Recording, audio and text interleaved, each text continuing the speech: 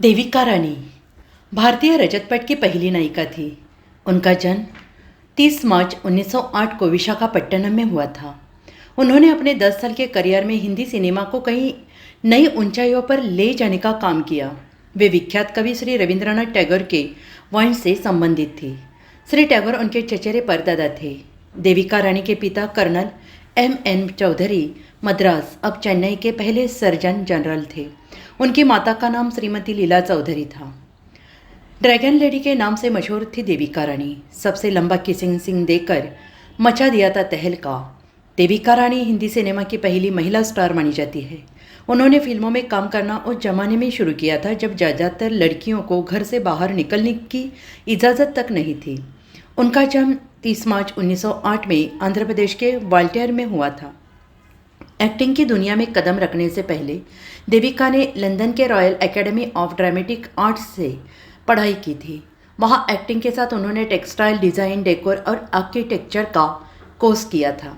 भारतीय सिनेमा को इस मुकाम तक पहुँचने में जिन लोगों ने खास भूमिका निभाई है उसमें देविका रानी का नाम भी शामिल है।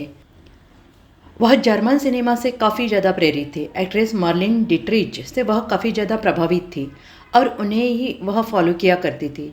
हिंदी सिनेमा में अभूतपूर्व योगदान के लिए उन्हें ड्रैगन लेडी के नाम से भी पुकारा जाता था।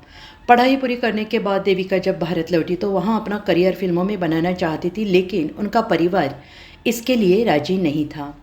इस दौरान उनकी मुलाकात हिमांशु रॉय से हुई।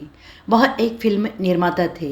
पहली मुलाकात में वह एक्ट्रेस से इतने ज़्यादा प्रभावित हुए कि अपनी फिल्म कर्मा के लिए उन्होंने देविका को कास्ट कर लिया। इस फिल्म में उन्होंने ऐसा सीन दिया जिसकी चर्चा आज भी होती है। दरअसल फिल्म में देविका का 4 मिनट लंबा किस था। यह सीन के बाद काफ़ी हंगामा हुआ। अभिनेत्री की आलोचना के साथ इस पर प्रतिबंध भी लगा दिया गया। बाद में उन्होंने खुद से 16 साल बड़े हिमांशु से शादी कर ली। इसके बाद दोनों ने बॉम्बे टकीज स्टूडियो की शुरुआत की। आज प्रोडक्शन हाउस से बैनर तले बनने वाली पहली फिल्म जवानी की हवा थी।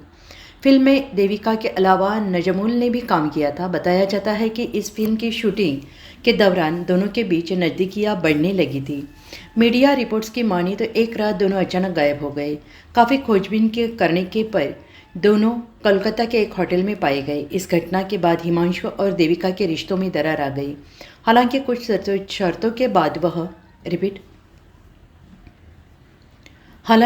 शर्तों के बाद वह हिमांशु के पास वापस लौट आई और पति के निधन तक उनके साथ ही रही।